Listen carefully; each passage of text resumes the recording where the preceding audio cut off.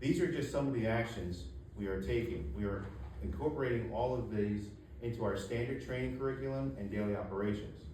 We are working with our state DCA monitor to secure the critical funding required to increase our staffing levels suggested by both the DCA and the DOJ to permit our officers to take the necessary training and have the proper supervisory support and oversight. I will now turn the program back over to the mayor for closing remarks. Thank you. Thank you, Steve, for the detailed overview and changes taking place in the Trenton Police Department.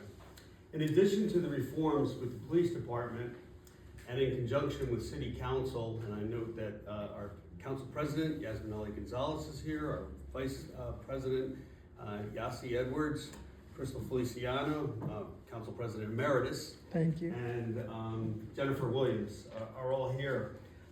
We're taking a new public safety administrative initiative called CityStat, and that will be launching in April. This program was suggested by the New Jersey DCA in their own report and successfully implemented in cities like Atlantic City.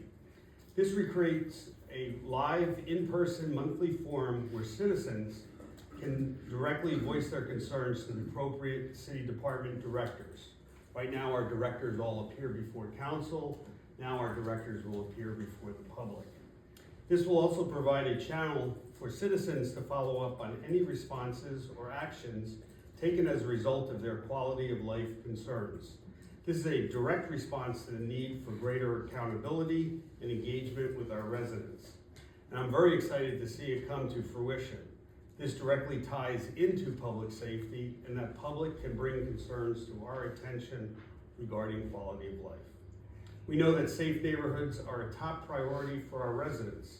In the past 2 years, we've seen more than 40 murders, and we understand the impact that gun violence has on our communities.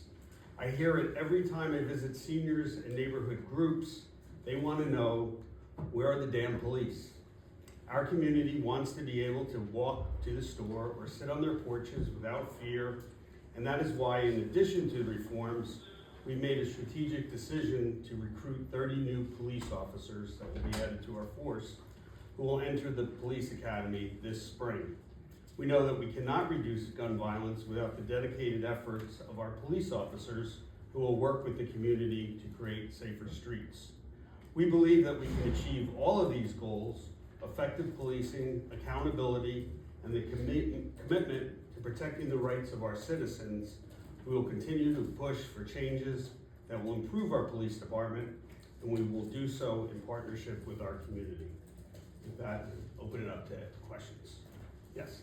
Mr. Mayor and Director Wilson, I think you had mentioned Community Review Board is either being created or has been created.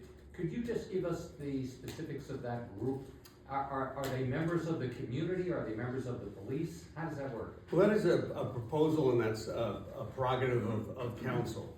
I will state, and I have great respect for the sponsor, Jossie Edwards, but it takes resources. And with competing resources of getting new police, getting training, and getting accreditation, it's a matter of priorities. One thing that the pitfalls for civilian review boards are they have no subpoena power. But council does, and they can always initiate any review of the police. It's their prerogative. But as long as Internal Affairs is hosting an investigation, a civilian review board could not take any action. It's limited powers by the Supreme Court decision in fraternal officers against Newark, City of Newark, and they greatly restricted it other than as an advisory board. So again, that is a prerogative of council, but to make it really effective, you would have to have a professional staff be able to interview witnesses and hold hearings, but that is a council prerogative if they so choose. Are you opposed to it, Mayor, then? Are you just Well, it's a matter of priorities, and right now we're doing accreditation, we're doing training, and we're bringing on new recruits to reflect the neighborhoods that they serve. So I'm not opposed to it. It's just that we have to we have to prioritize what will be effective for making the streets safe, but also providing accountability. The Justice Department said that Trenton police routinely violate the Fourth Amendment rights of citizens of Trenton, of unreasonable search and seizure. I haven't heard that here. What are you doing there in terms of training around the idea of reasonable search and seizure? Every one of those training programs is to address that. You think? And accreditation itself, which other police departments are adopting, have to do standards of policing, and that includes protecting constitutional rights. Do you think, we've been out talking to residents here, and they do not have a high opinion of the Trenton Police Department. And that's what I want to do. They've been violent, they believe that they have, in fact, unreasonably searched and seized property. Do you think you've been able to change any view of the Trenton Police Department in these recent months? Absolutely. By taking the steps that we have, we disbanded the tactical units that were out there. We have initiated the program Arrive Together, and we're conducting training. We're bringing in more supervision. So we worked with the Department of Justice, and we enacted reforms even before the recommendations came out. With the changeover in administration, has that affected how you're working with the Justice Department? Are you still actively working with them? What has changed in that Yes, respect? we just had a meeting with the Department of Justice last week, but as I mentioned, the U.S. Attorney for New Jersey is no longer there, and the Director of the Civil Rights Division is no longer there in Washington. So it's a wait and see, but what this purpose is to ensure the public that we're committed to reforms, just because whether there's a change of administration or a thinking down in Washington, we're fully committed to enacting the reforms that we want to bring the confidence of the people back, and we want to keep our streets safe. When will those monthly public forums begin that you were mentioning? They'll begin in April. And that they've actually had great promise, the concept of city stat, where residents can come in and, just like the gentleman said about complaining in the neighborhood, they can come right to City Hall and complain directly to our directors. I was gonna say, or then what will the process be to ensure that those things are not only heard, but potentially implemented or taken into account? First of all, it's put on the public record, and that doesn't stop the person from coming back the following month and saying, what's either the status or why hasn't my issue been addressed? But it's also the broken window theory that when people bring quality of life complaints, that in itself affects public safety. What would you tell residents the biggest difference is between the police department today and the police department that they saw several years ago? The disbanding of tactical units, the reconstitution of internal affairs, the fact that we're doing live training, the fact that we're starting accreditation, that we started a program called Arrive Together with mental health counselors from Capitol Health for domestic violence, for homelessness. And our street teams are out there. Ultimately, what does that mean for them? What is the difference that they're going to see on the streets from the police department? Well, a better assurance that constitutional rights are protected, but that we're serious about making reforms.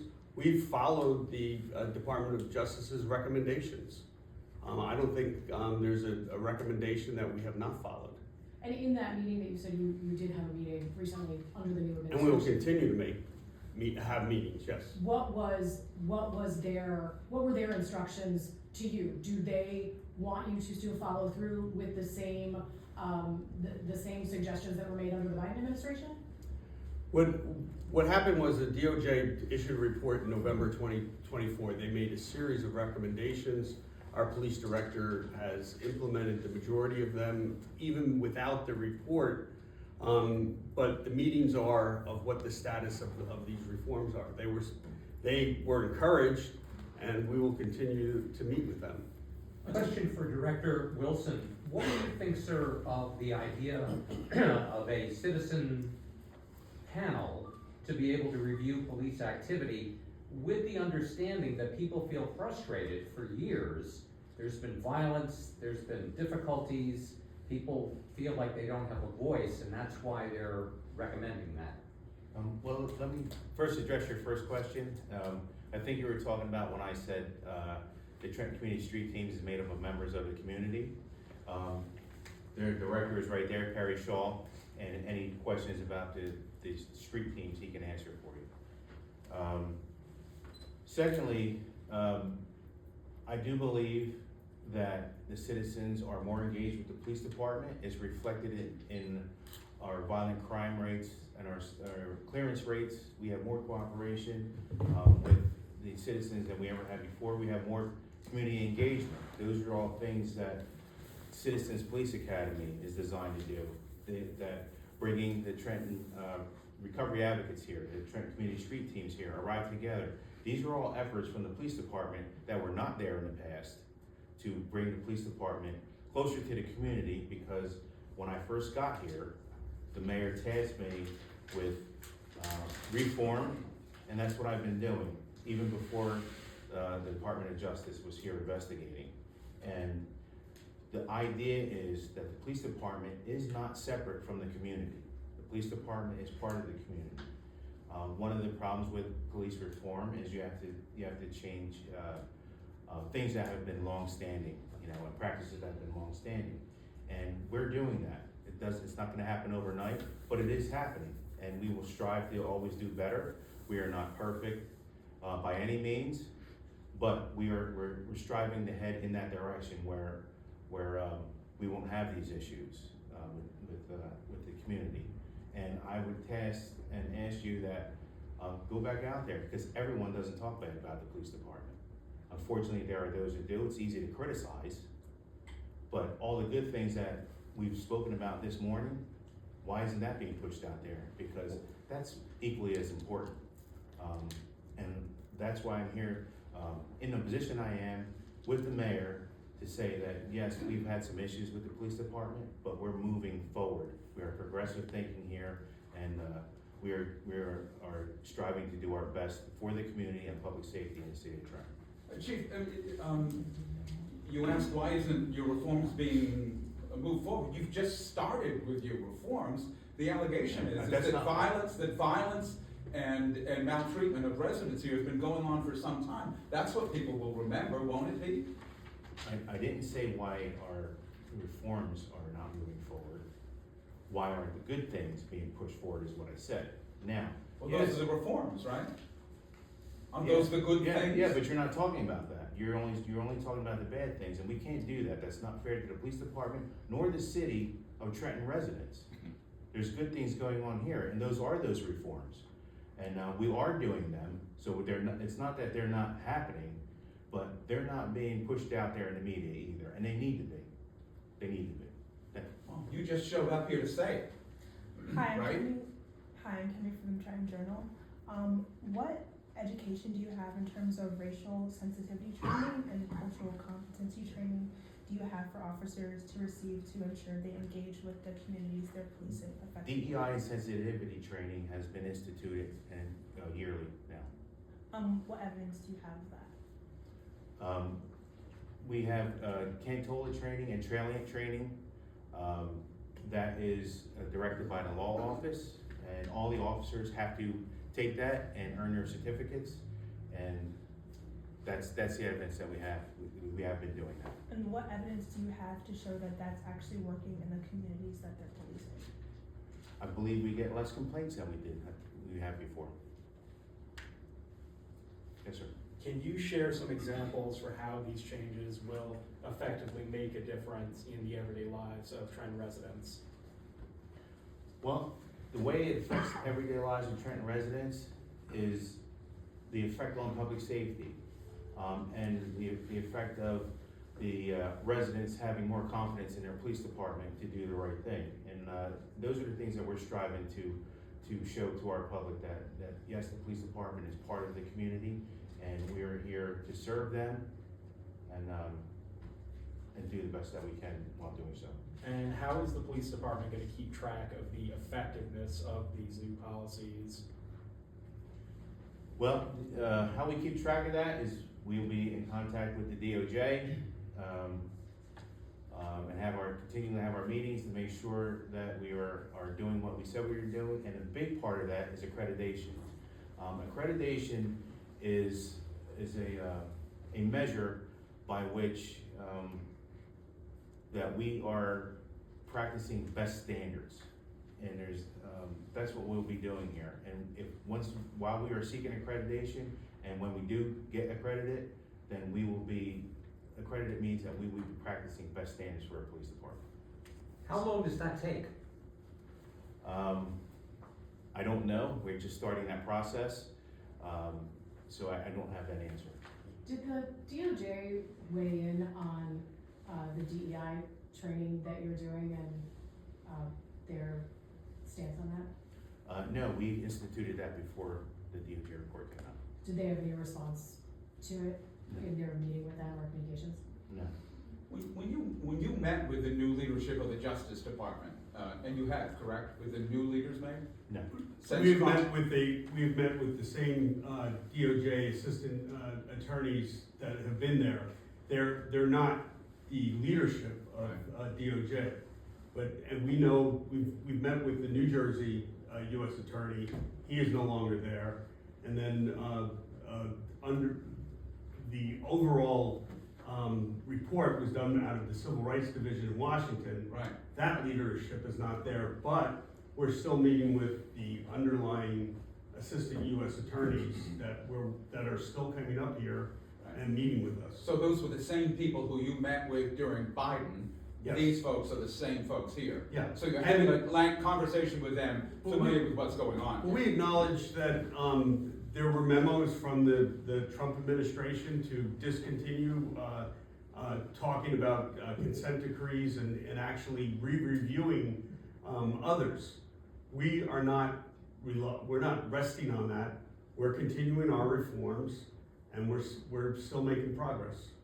We're committed to fulfilling the recommendations that were made by the DOJ in November. What does, when you said you're hiring 30 new cops? Yes. Going to enter the academy? Yes. What would that take you to your staffing? How many cops do you have? Currently, we have 236 police officers out of a budget of 289. You budgeted for 289? Yes. 50, sure. So, and that's 236, that's without the new 30 Without. with that? Director Wilson, you mentioned that some reforms and changes were going into effect before the Justice Department released its report last year. But do you agree with the Justice Department's assessment in that report? Do you think there was an excessive force problem? Did you look at the report and say, yes, this is fair? There was some issues with the excessive force and Fourth Amendment violations. However, what the report lacked, or was omitted in the report for whatever reason, was the fact that we did address a lot of those issues, and there was punishment meted out. The report didn't say that, it just simply stated this happened, and this happened, without stating the end results in a lot of the cases there. Yeah, they did a number of years. I think I don't recall what they started, the date they started, but since that time that they came in, we were enacting reforms with consultation with both them and DCA. We have a police monitor as well, so to speak, from DCA, and who did their own study.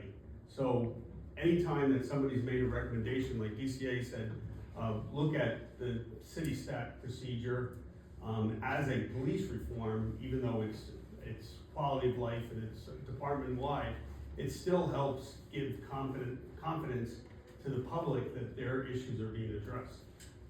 Reed, in simple terms, in front of the microphone, please, what would your message be to the residents of Trenton who feel scared, frustrated, nervous, they can't trust the police? What's the message that you want them to hear today? Reforms have been made. We're continuing to make reforms. We're not gonna rest on the buzz out of Washington that civil rights does not matter any longer. We take that very seriously, and we continue to even diversify our police department. On lieutenants, we have 2 black female lieutenants, and we have 1 Latino female lieutenant. and that will reflect the leadership going forward. Chief, what is your solve rate for murders? The 2024 solve rate for murders is 89%. 89%? Yes. And, Mayor, you said there've been 40 murders in the last 2 years, yes. In the last two. 20 something each, 23 and 23 and 27, I believe. the yeah, number. and when I go to those community meetings, people want to know about that, want to know about the guns in the street, want to know about gang affiliations. So you have to strike a balance, but we want the public to have confidence in the police department. We want them to cooperate when they're victims of crime, and we want to help solve these. And it does reflect an 89% clearance rate.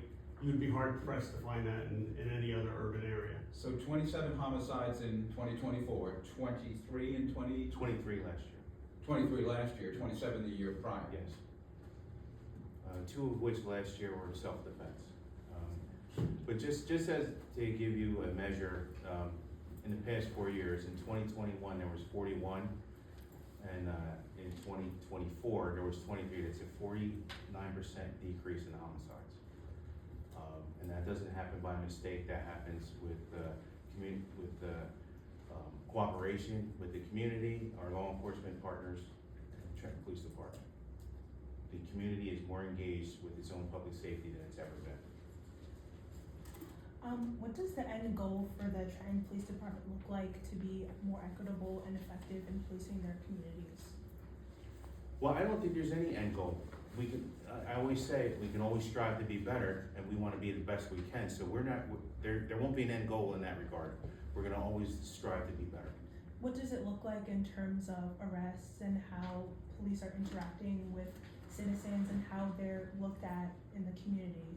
Well, as our community, including the police department, enhances public safety, I'm hoping that arrests go down.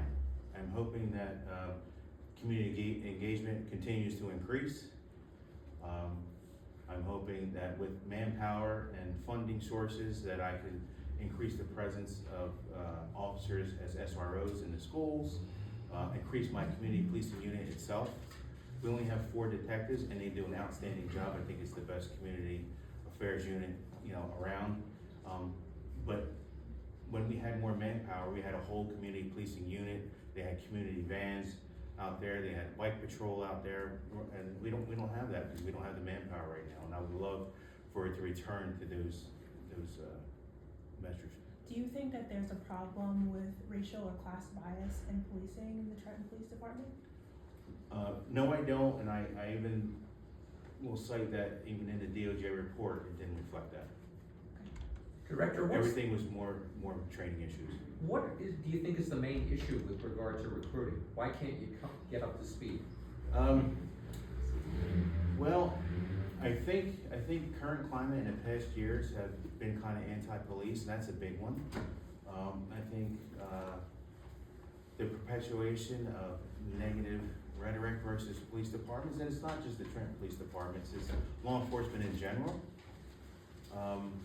We have never recovered from our layoffs. Back in 2011, 2012, we lost over 100 officers. Financially, the city couldn't even hire or promote for 6 years. And we're still trying to catch up to that. You'll also see that there's a recruiting challenge in every community, even the suburbs, to the point where suburban towns are poaching police officers from Trenton.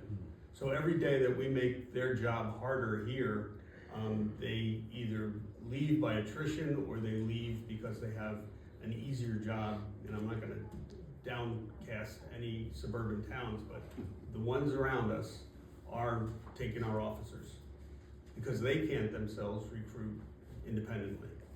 What's an officer earn? What's the base salary for your officers? That's also problematic because in a distressed city, the salary range is higher outside this community. In fact, that's a reform that we haven't mentioned today. We're increasing police salaries so that we can be competitive with suburban areas and that there'll be less poaching I think that our police enjoy their job here, but there are higher salaries outside of the town. How much What's are your you base though, chief? What's your base salary? Our base is around 40,000. 40. Yeah, and unfortunately, in that regard, we are not competitive with the townships. That significantly hurt us last year with resignations and officers that go to other places where they make more money.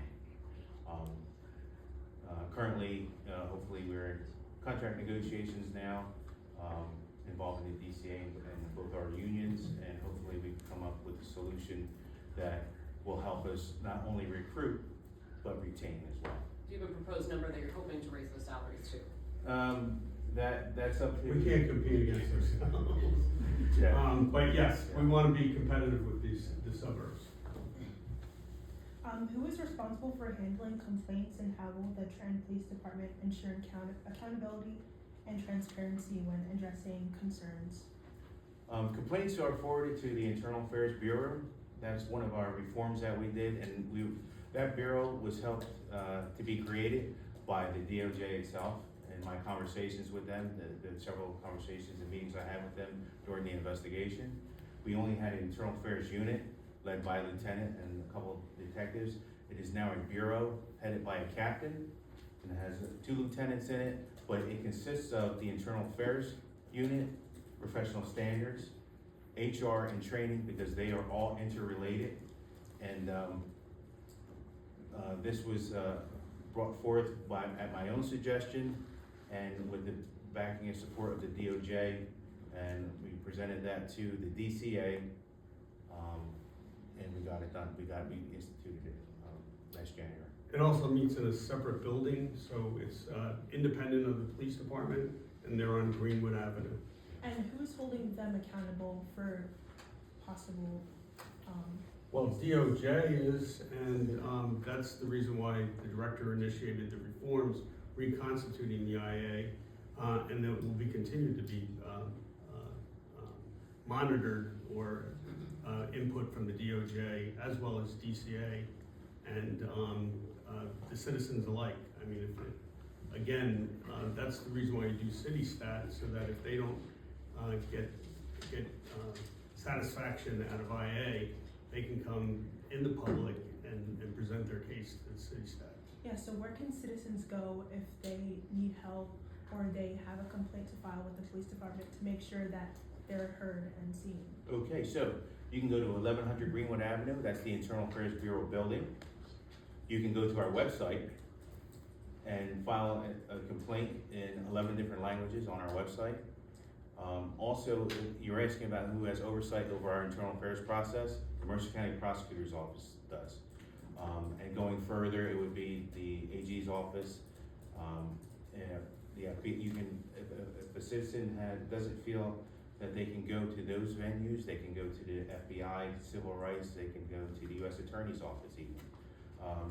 There are mechanisms in place for citizen complaints, starting internally with our Internal Affairs Bureau, Prosecutor's Office, AG's Office, FBI, U.S. Attorney's Office of Civil Rights. So there's a bunch of mechanisms in place and areas and agencies that you can go to if you don't feel that you're getting proper service. And what are you doing in terms of educating officers on issues like systemic racism and culture to make sure that they're in touch with the community that they're policing?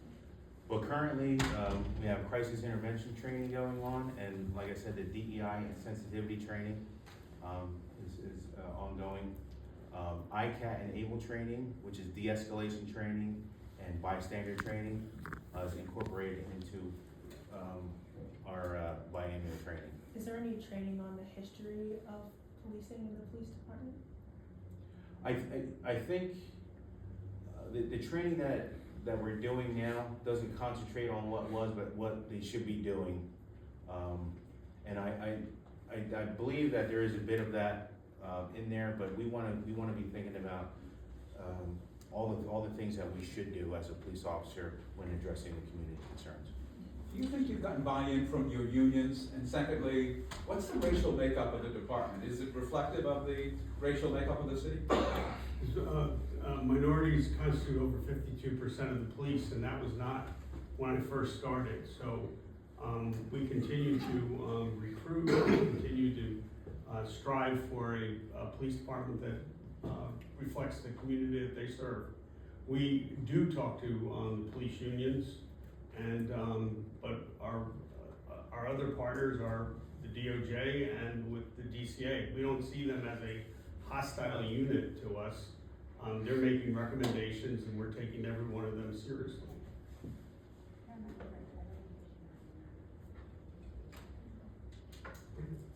Thanks.